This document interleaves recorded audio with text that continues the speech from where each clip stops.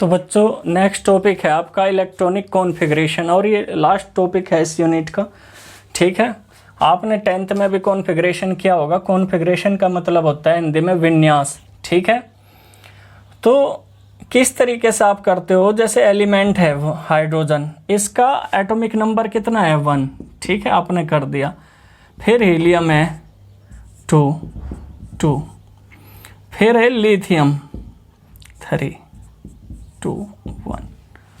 मैं आपको अब पहले एक बात बता दूं, बोर्ड ने क्या कहा था, उन्होंने कहा था कि किसी भी सेल में जो मैक्सिमम इलेक्ट्रॉन हो सकते हैं वो 2n² हो सकते हैं। सबसे बड़ी बात तो ये n क्या है यहाँ पे, सेल नंबर। ठीक है बच्चों, सेल है। तो फर्स्ट सेल में 2, सेकंड में 8, 13 में 18 और 32 इस तरीके से। ठीक है, अप टू। तो जो फर्स्ट सेल है उसका साइज सबसे छोटा, उसमें सिर्फ 2 इलेक्ट्रॉन रह सके। आप ये नहीं कि उसमें 10-12 इलेक्ट्रॉन डाल दोगे, 2 इलेक्ट्रॉन्स हैं तो 2 ही रहेंगे, इससे ज़्यादा नहीं। मैक्सिमम इसमें 8 रह सकें, लेकिन मिनिमम 1 to 8 रह सकें इसमें। ये नहीं कि 8 ही रहेंगे, 1 2 3 4 5 कितने भी रह सकें। जैसे आपके घर में कितने कमरे हैं, 5-6 कमरे हैं, तो इसका मतलब नहीं आप सभी में रहो, लेकिन कमरे तो हैं। ठीक है, 1 भी हो सके, 2 भी हो सके, 3 भी हो सके। उसी तरीके से जो थर्ड सेल है उसमें मैक्सिमम इलेक्ट्रॉन कितने हो सकते हैं 18, और इसमें कितने हो सके 32। ठीक है, इस तरीके से फिर रिवर्स चलता है। इसकी जरूरत पड़ेगी, आप यहां देखियो। तो आपने देखा अभी कि किसी भी सेल में जो मैक्सिमम इलेक्ट्रॉन है वो 2, 8, 18, 32 हो सकते हैं। तो यहाँ एक ये जब कंप्लीट होगी तो थर्ड इलेक्ट्रॉन इसमें गया नेक्स्ट सेल में, जिसे आप KLMN भी कहो, KLMN इस तरीके से। ठीक है, तो L में चला गया। अब बेरिलियम है, इसमें भी इसी तरीके से होगा 2, 2। ये तो कंप्लीट होगी। अब जब तक इसमें 8 इलेक्ट्रॉन नहीं हो जाते तब तक ये चलती रहेगी। इसी तरीके से बोरोन है 5, 2, 3। ठीक है, कार्बन 6, 2, 4। तो नाइट्रोजन 7, आसानी है 2, 5। ठीक है, ऑक्सीजन 8, 2, 6। तो इस तरीके से सभी बच्चों को नजर आ रहा। अब जो आप देखोगे जो फ्लोरीन है उसमें कितने हैं 9, तो कितने हो गए 2, 7। नियोन 2, 8। अब यहाँ पे देखो सोडियम।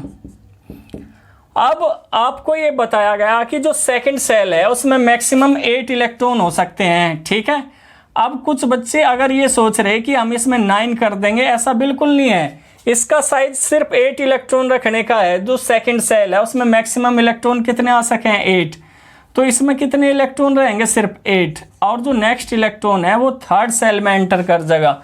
ठीक है, यानी सोडियम से थर्ड सेल शुरू होगी। सभी बच्चे नोट कर लें।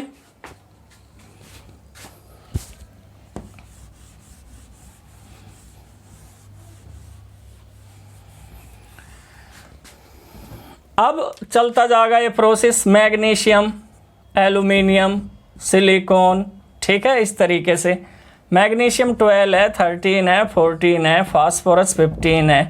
तो इसी तरीके से ये प्रोसेस चलता चला जाएगा। 2, 8, 2, 2, 8, 3, 2, 8, 4, 2, 8, 5 इस तरीके से। ठीक है, अब सल्फर है 2, 8, 6। क्लोरीन है 2, 8, 7। ठीक है, आर्गन है 18, 2, 8, 8। तो आपने देखा कि जो आर्गन है, आर्गन तक कितने इलेक्ट्रॉन आ रहे 8, 8। तो आपको अब दिक्कत कहाँ होगी, आर्गन से आगे जब हम चलेंगे तब आपको प्रॉब्लम फेस करनी पड़ेगी। आर्गन का 18 है, तो आप उसके बाद क्या आता है पोटेशियम। पोटेशियम में क्या करोगे आप, सब ये सोचे हैं कि 2, 8, 9 कर देंगे हम, क्योंकि सर ने क्या बताया कि जो थर्ड सेल है उसमें तो मैक्सिमम 18 हो सके, तो हम यहाँ क्या कर सकें 9 नहीं। आपको यहीं पे ध्यान देना, कुछ लिमिटेशन लगाई थी बोर्ड ने, और उन्होंने क्या कहा था कि जो आउटर मोस्ट सेल है उसमें 2 से अधिक इलेक्ट्रॉन नहीं रह सकते, यानी उसमें कितने इलेक्ट्रॉन रह सकें, 2, ठीक है। लेकिन 2 से बढ़ के 8, 2 से बढ़ के 8 यानी 8 तक सिर्फ मैक्सिमम तभी हो सके जब inner outermost shell complete हो, नहीं तो सिर्फ 2 इलेक्ट्रॉन रहेंगे। और 8 कब हो सके, जब इससे पहले वाली सेल 2n² के अकॉर्डिंग कंप्लीट फिल्ड हो रही हो, ठीक है। बड़े ध्यान से देखते रहो सभी बच्चे। तो फिर बोर के अकॉर्डिंग इसमें कितने आओगे बच्चों, 8, यानी 8 से ज़्यादा इलेक्ट्रॉन नहीं रह सकते। आप अगर यहाँ 9 करना चाह रहे, 9 नहीं हो सकते। मैक्सिमम जो इलेक्ट्रॉन्स है, जो लिमिट है इलेक्ट्रॉन की आउटर मोस्ट सेल में, वो 8 हो सके। और वो 8 भी कब हो सके, जब inner outermost shell 2n² rule के अकॉर्डिंग कंप्लीट फिल्ड हो रही हो, 2n² रूल के अकॉर्डिंग, ठीक है। सभी बच्चे नोट कर लें इस बात को। तो कितना जो 1 इलेक्ट्रॉन बचा वो कहाँ जाएगा फिर, नेक्स्ट सेल में, तो इसमें 4 सेल होंगी। इसी तरीके से सेम टू सेम कैल्शियम है, 2 8 8 2। सभी बच्चे नोट कर लें से पहले।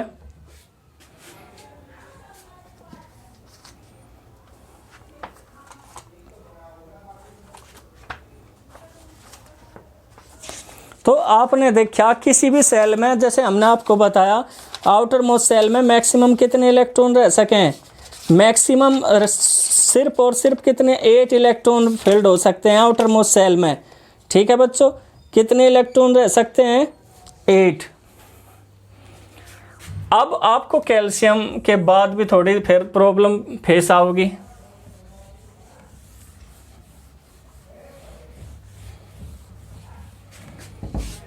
अब नेक्स्ट है स्कैंडियम, Sc21 2 8।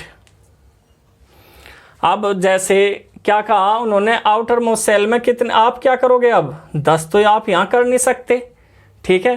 तो आप क्या करने की कोशिश करोगे, अक्सर ने कहा 8 से ज़्यादा नहीं आ सकते, तो बचे कितने, 18 हो गए। तो आप यहाँ 3 कर दोगे, नहीं, आप यहाँ 3 इलेक्ट्रॉन नहीं कर सकते। क्यों नहीं कर सकते, क्योंकि बोर्ड ने क्या करा भाई, ये कह रखा कि जो इनर आउटर मोस्ट सेल होगी अगर वो इनकम्प्लीट है तो इसमें 2 से ज़्यादा इलेक्ट्रॉन नहीं एंटर कर सकते। ध्यान रखें, फिर से मैं कह रहा, इसमें 2 से ज़्यादा इलेक्ट्रॉन कब होंगे, जब इसमें 2n² रूल के अकॉर्डिंग कितने इलेक्ट्रॉन आ जाएंगे, 18 आ जाएंगे। क्या यहाँ पे 18 आ गए, नहीं। तो अब क्या सिचुएशन होगी, अब ये होगी इसमें 9 इलेक्ट्रॉन और इसमें 2 इलेक्ट्रॉन्स होंगे, ठीक है। तो सभी बच्चों की समझ में आ गया, 2 8 9 2 इसका इलेक्ट्रॉनिक कॉन्फ़िगरेशन होगा अकॉर्डिंग टू बोर्ड, ठीक है। ये सभी बच्चे नोट कर लें। फिर स्कैंडियम के बाद Ti22, फिर तो ऐसी तरीके से बढ़ता चला जाएगा 2 8 10 2, क्योंकि अब जो इनर आउटर मोस्ट सेल है वो कंप्लीट होगी पहले, तब इसमें इलेक्ट्रॉन एंटर करना शुरू करेंगे। ये भी इनकम्प्लीट है तो ये भरती चली जाएगी। फिर क्या है, वैनेडियम 23 2 8 11 2।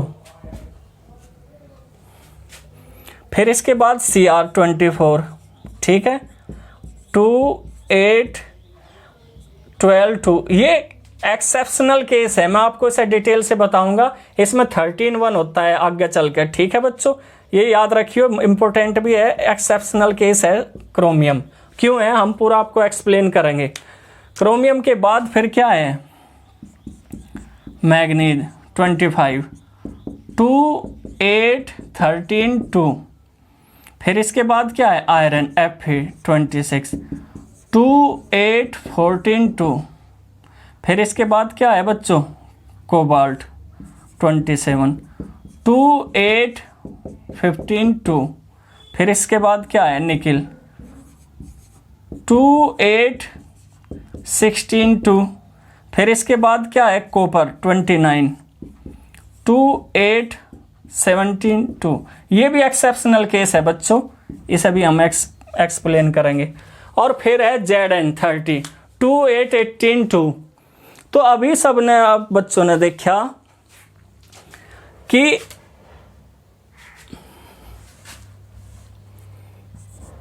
Zn30 2 8 18 2। तो देखो ये कंप्लीट होगी।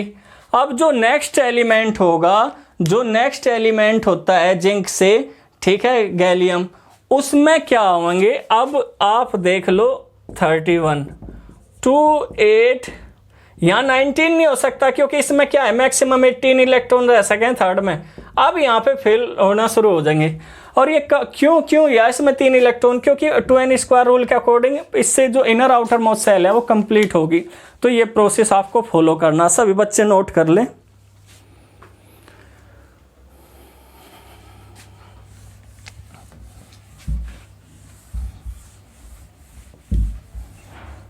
अब हम आपको इन्हें SPDF में फिल करना बताऊंगे किस तरीके से होता है।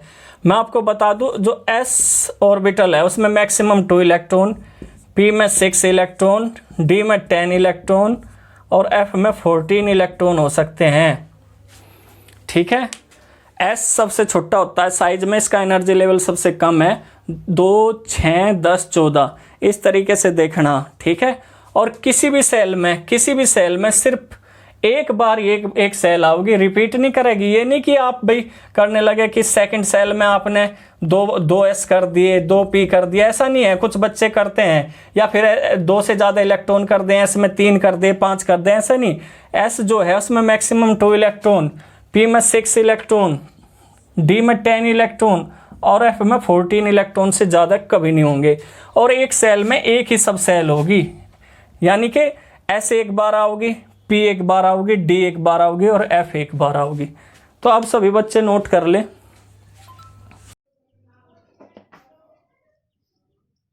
तो बच्चों इसके बाद इलेक्ट्रॉनिक कॉन्फ़िगरेशन देख लो। ठीक है, जैसे हाइड्रोजन है, हाइड्रोजन का 1 होता है तो क्या होगा, 1s1। ठीक है, हीलियम है 1s2, लिथियम है 1s2, 2s2 होगा नहीं, ये कंप्लीट हो गया। तो जो नेक्स्ट इलेक्ट्रॉन है वो सेकंड सेल में जाएगा और S में एक इलेक्ट्रॉन एंटर करेगा। कुछ बच्चे क्या करें, इसमें S में की जगह P लिख दें। ठीक है, ऐसा नहीं होने का बिल्कुल भी। बेरिलियम आप देखते जाओ, 1s2, 2s2 कंप्लीट हुई। बोरोन 5,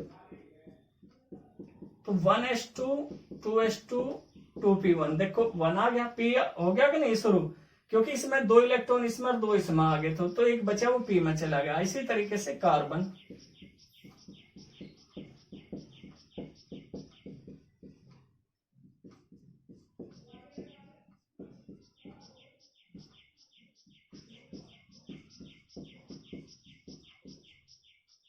ऑक्सीजन,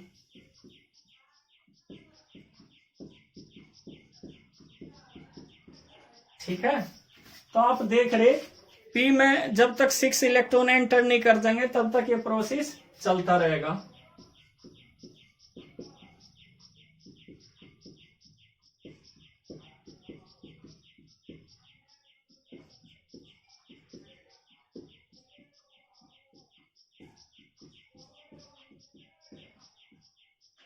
सभी बच्चे नोट कर लें।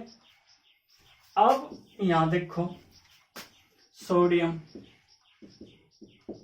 1s2, 2s2, 2p6, 3s1। ठीक है, तो इसमें क्या हुआ कॉन्फ़िगरेशन, जैसे आप देख रहे, आपको कॉन्फ़िगरेशन तो हमने अभी बताया था 2, 8 क्या होगा इसका 1। ठीक है, तो इसी तरीके से first shell, second shell, third shell. अब फर्स्ट में 2 इलेक्ट्रॉन थे, इसमें एंटर करके, सेकंड में 8 थे तो 2 इसमें आए और 6 इसमें आए। थर्ड में सिर्फ क्या है, 1 इलेक्ट्रॉन है तो इसमें एंटर करेगा। इसी तरीके से फिल होते चले जाएंगे। आप किसी का भी ले लो, मैग्नीशियम है जैसे 2, 8, 2 है तो 1s2। ठीक है बच्चों, एल्यूमिनियम है, कहने का मतलब ये है कि आप इस तरीके से फिल करोगे 2, 8, 3 तो 1s2, शुरुआत वहीं से होनी, 2s2, 2p6, 3s2 कंप्लीट। अब 3p1। ठीक है, क्योंकि थर्ड सेल जो है उसमें कितने इलेक्ट्रॉन है बच्चों, 3। 2 एस में चले गए और एक कहां चला गया, पी में। तो इस तरीके से इनके इलेक्ट्रॉनिक कॉन्फ़िगरेशन आप लिख सकते हो।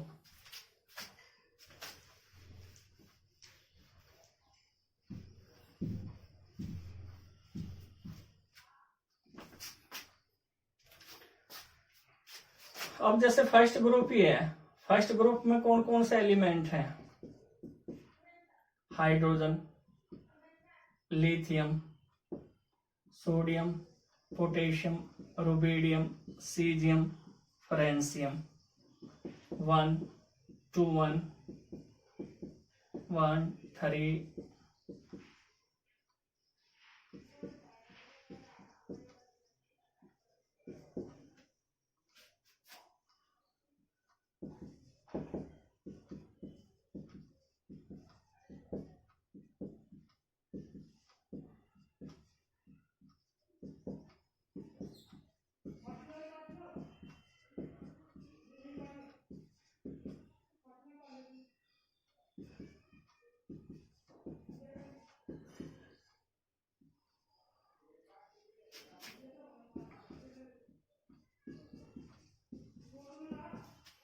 ठीक है, इस तरीके से आप लिख सकते हो। इसकी जो आउटर मोस्ट सेल है 1 इलेक्ट्रॉन होगा।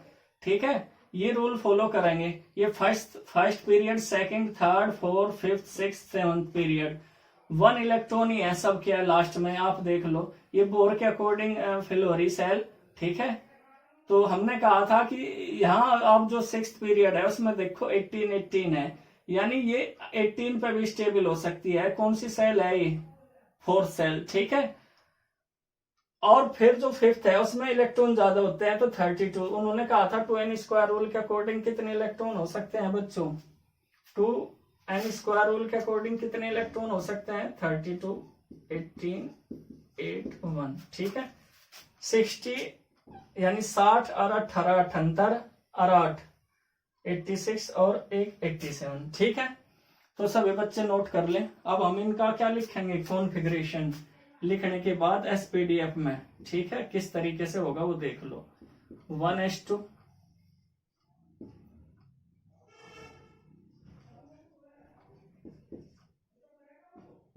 बहुत ज्यादा गर्मी लग रही है।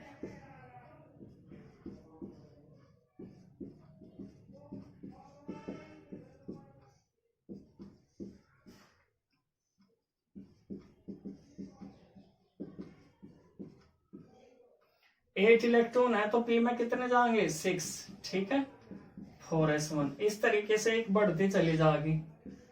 1s2 2s2 2p6 3s2 3p6। हमने क्या कहा था, जो आउट वो आपको रूल बताया था कि जो एनर्जी लेवल होता है वो 4s का। ठीक है बच्चों, यहाँ 4s का देखो कितने इलेक्ट्रॉन थे, यहाँ 2, इसमें आगे 8 इलेक्ट्रॉन थे, 6 और 2 8 हो गए, 8 इसमें थे, 6 और 2 8 हो गए। तो यहाँ तक डी ऑर्बिटल का कोई एंट्री नहीं हो रही थी। लेकिन यहाँ पे क्योंकि 18 इलेक्ट्रॉन आ गए तो इस में क्या होगा, डी ऑर्बिटल भी प्रेजेंट होगा थर्ड सेल के अंदर, और उसमें भी कितने इलेक्ट्रॉन एंटर करेंगे, 10, क्योंकि पूरा 18 है इसमें। तो आप अब ये सोचोगे हमें 4s लिखना पहले या 3d लिखना। तो आउफ बॉय ने क्या कहा था कि इलेक्ट्रॉन एनर्जी के इंक्रीजिंग ऑर्डर में एंटर करें। तो जो 4s है वो उसका एनर्जी लेवल क्या होगा, कम होगा। तो पहले कहाँ एंटर करेंगे बच्चों, बताओ बच्चों, कहाँ इसमें क्या होगी, 4s2। ठीक है, 4s2। इसके बाद क्या होगी, 3d10। अब फिर क्या होगी, एस तो आ गया 4। अब क्या होगा, 5p6। क्योंकि आप यहां देखो, सॉरी यहां देखो 4 में कितने इलेक्ट्रॉन है, 8 है। तो 2 तो ये हो गए थे और 6 ये हो गए, कितने हो गए टोटल, 8 इलेक्ट्रॉन हो गए। ठीक है, सभी बच्चों को दिख रहा। अब क्या बच गया, 5s1। तो ये इसका इलेक्ट्रॉनिक कॉन्फ़िगरेशन होगा। सभी बच्चे नोट करते रहे।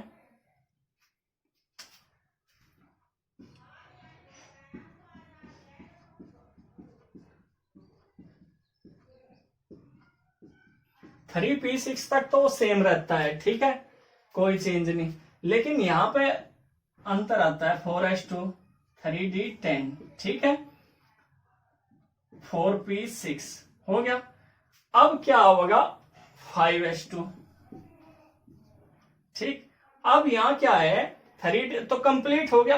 4 में क्या होगा 4D10, ठीक है बच्चों। और फिर क्या होगा 5p6, ठीक है, सभी को दिख रहा। और फिर 6s1, सभी बच्चे नोट कर ले।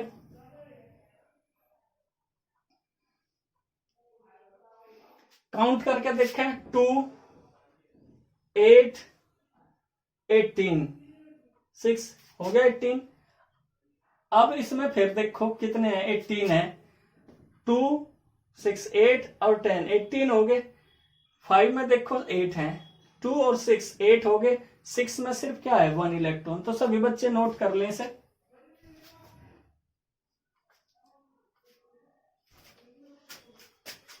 जो फ्रेंसियम का है मैं आपको ऊपर लिख के दिखा दूंगा।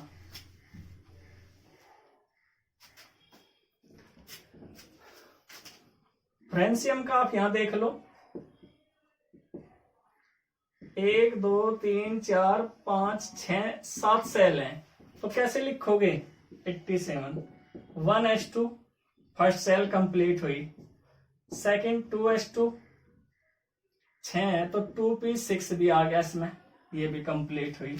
अब 3s2 18s में तो 3p6 10 और रह गए, लेकिन एनर्जी लेवल किसका कम है 4s का, 4s2। अब 3d10 ये भी कंप्लीट हुई। अब इसमें 4 में तो कितने हैं 32 है, तो यहां क्या होगा 4p6, ठीक है। हमने कहा था आपको ध्यान याद करने की, जो आप वो प्रिंसिपल बताया था हमने आपको, dps इस तरीके से क्या होगा 5s2, ठीक है, 3 4 5। तो इस तरीके से भी आप याद रख सकते हो, ठीक है। 3 तो कंप्लीट हो गया। अब क्या होगा इसमें 4 में कितने 4d10, ठीक है।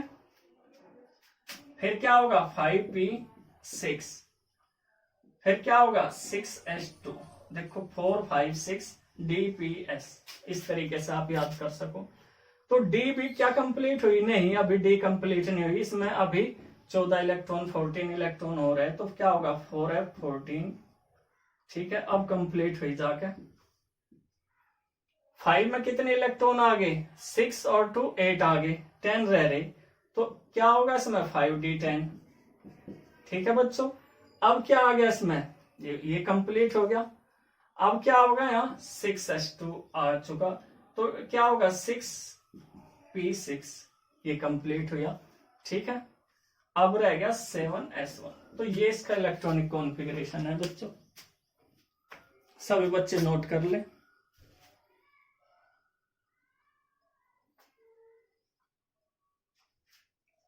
तो इस तरीके से आप किसी का भी इलेक्ट्रॉनिक कॉन्फ़िगरेशन लिख सकते हो। जैसे हीलियम है, नियोन है, आर्गन है, 18 ग्रुप के एलिमेंट हैं, जैसे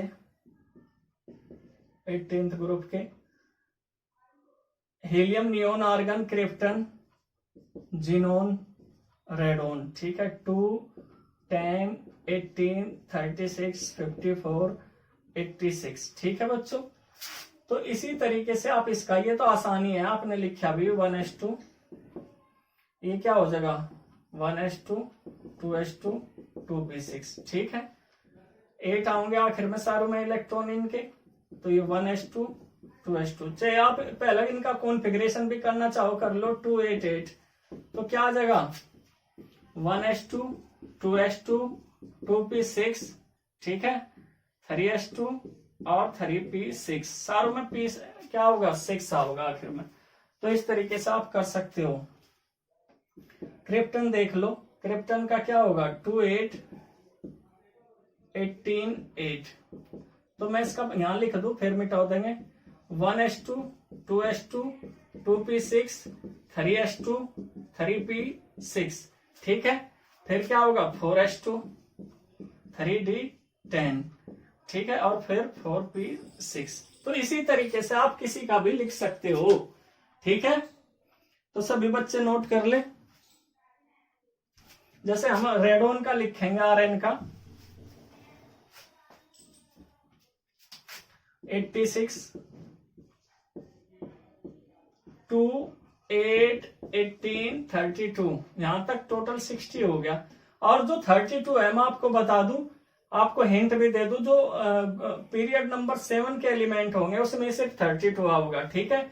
जो पीरियड 6 के एलिमेंट होंगे उसमें 2 18 18, ठीक है, इस तरीके से होगा क्योंकि इसमें इलेक्ट्रॉन कम है। 18 8, ठीक है, 60 78 68 86, ठीक है बच्चों, हो गए। तो आप इसे कैसे लिखोगे, 1s2 2s2 2p6 3s2 3p6, ठीक है बच्चों। फिर क्या होगा 4s2 3d10, फिर क्या होगा 4p6 5s2, इस तरीके से बढ़ती चली जाएगी। फिर क्या होगा बच्चों इसके बाद बताओ, हमने कहा dps, तो क्या आ गया, ये कंप्लीट होगी। तो फिर क्या होगा 4d10, ठीक है, फिर क्या होगा 5p6, फिर क्या होगा 6s2, इस तरीके से फिल करा करो, ठीक है। फिर क्या होगा 4 तो कंप्लीट हुई, ये तो कंप्लीट होगी नहीं हुई, अभी इसमें 32 है तो क्या होगा 4f14, ठीक है, क्या होगा 4f14 आ गया। अब क्या होगा 5d10, अब क्या होगा 6p6, अब क्या होगा बताओ बच्चों, अब क्या होगा। अब ये देखो, ये क्या था फिफ्थ में कितने इलेक्ट्रॉन है 18, अब देखो चेक करके 18 हो गए के 5 6 आ गया, ठीक है। अब चेक कर लो आप, पी में कितने इलेक्ट्रॉन है 6 और 10 18 हो लिए, और इसमें कितने हैं 6, तो इस तरीके से आप इन्हें फिल करोगे। सभी बच्चे नोट कर लें।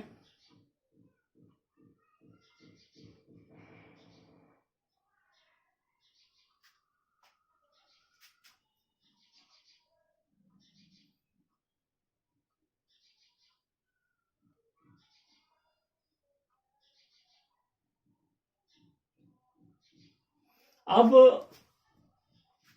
आप कोई सा भी लिख के देख सकते हो, आपकी मर्जी।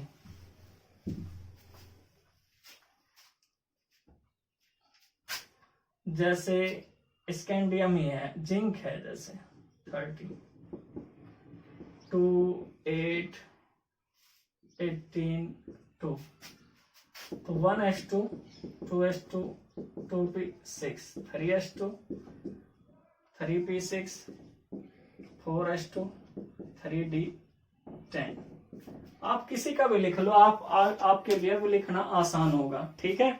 सभी बच्चे नोट कर लें। अब मैं आपको एक्सेप्शनल केस बता रहा, इसके अंदर एक्सेप्शनल केस कौन कौन से हैं। जैसे क्रोमियम है 24, होना चाहिए कितना इसका 2 8 12 2, ये होना चाहिए, लेकिन होता क्या है 2 8 13 1 होगा।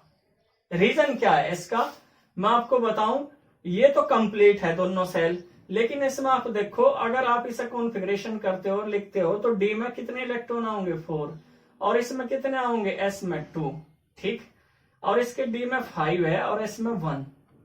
तो जो अब मैं कहने जा रहा, अब उस बच्चों उस बात को बड़े ध्यान से सुनियो, अगर ऑर्बिटल हाफ फिल्ड हो या फुल फिल्ड हो तो उस कंडीशन में वो मोर स्टेबल होती है, उसकी स्टेबिलिटी क्या हो जा, इंक्रीज हो जा, क्या हो जा बच्चों, उसकी स्टेबिलिटी इंक्रीज हो जा। तो यहां देखो ये तो स्टेबल है लेकिन ये अनस्टेबल है, क्योंकि अभी इसकी सिमेट्री जो होती है वो भी हाफ नहीं हुई, ठीक है। हाफ फिल्ड होने के लिए अभी एक इलेक्ट्रॉन की इसमें क्या है जरूरत है। डी ऑर्बिटल 5 टाइप्स का होता है ना, यहां देखो 1 2 3 4, तो हाफ फिल्ड भी नहीं हुआ अभी, लेकिन ये आप देखोगे यहां ये क्या है,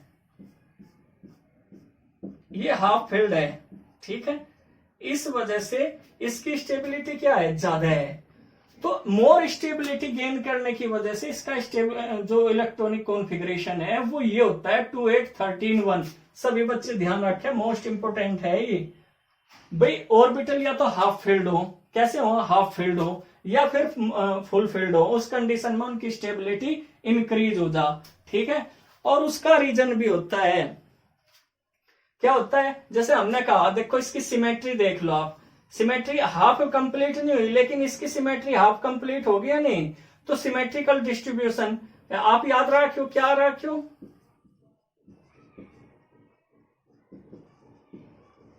सिमेट्रिकल जो डिस्ट्रीब्यूशन है बच्चों वो, एक तो ये याद रखना, और दूसरा है एक्सचेंज एनर्जी। एक्सचेंज एनर्जी देख लो किस तरीके से, भाई ऑर्बिटल या तो हाफ फील्ड हो या फुल फील्ड हो, मोर स्टेबल होगा, उसमें एक सिमेट्री डिस्ट्रीब्यूशन हमने आपको बताया। अगर 10 इलेक्ट्रॉन आने 5 आगे तो हाफ सिमेट्री होगी, अगर 6 आने 3 आगे तो हाफ सिमेट्री होगी। ठीक है, इस तरीके से सिमेट्रिकल डिस्ट्रीब्यूशन इंक्रीज या नहीं। एक है एक्सचेंज एनर्जी। एक्सचेंज एनर्जी क्या मतलब क्या होगा बताओ बच्चों, एक्सचेंज एनर्जी का मतलब क्या होता है, एक्सचेंज एनर्जी का मतलब ये होता है कि अगर हम D4 लें, D4 हम D4 की बात कर रहे, तो इसके एनर्जी एक्सचेंज किसके साथ, 1 2 3, ठीक है, इसके कितने हो यार 3 हुए, इसके कितने होंगे, इस वाले के 1 2 +2, इसका सिर्फ 1, ठीक, तो टोटल एनर्जी एक्सचेंज कितने हुए इसके 6 हुए। लेकिन अगर हम D5 की बात करें,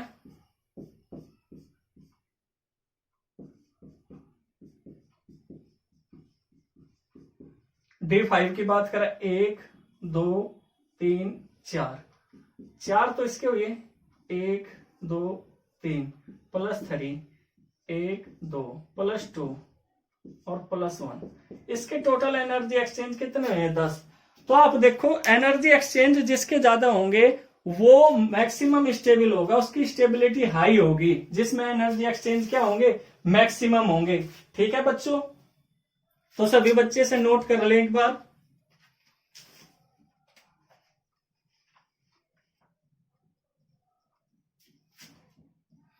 अब जिस तरीके से हमने 2 चीज बताई, एक तो आप हाफ फील्ड या जो फुल फील्ड ऑर्बिटल्स होंगे वो मोर स्टेबल होंगे, यानी उनकी स्टेबिलिटी क्या होगी, मोर होगी।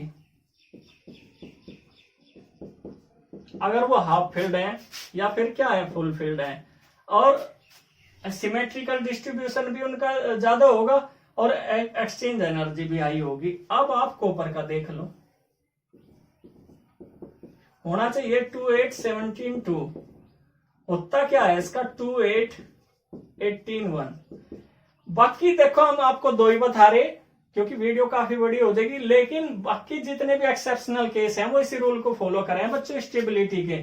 ठीक है, सभी पे वो एप्लीकेबल होगा। जैसे आप इसमें देखो डी में कितने इलेक्ट्रॉन है, यहाँ 9, और डी में कितने इलेक्ट्रॉन है, यहाँ 10, एस में 2 इलेक्ट्रॉन है, यहाँ इसमें 1 इलेक्ट्रॉन है। तो यहाँ देखो ये तो स्टेबल हो गया फुल फील्ड होने की वजह से, लेकिन इसकी स्टेबिलिटी लेस है। यहाँ देखो ये हाफ फील्ड पे भी स्टेबल रहेगा और फुल फील्ड पे भी स्टेबल रहेगा, तो इसकी स्टेबिलिटी पे तो फर्क पड़ा नहीं। लेकिन ये जो ऑर्बिटल है ये मोर स्टेबल हो गया और भी, ठीक है, D10 होने से। और रीजन वही है कि जब बार बार हम बता रहे कि मोर स्टेबल कब होगा, जब वो हाफ फील्ड हो या फुल फील्ड हो।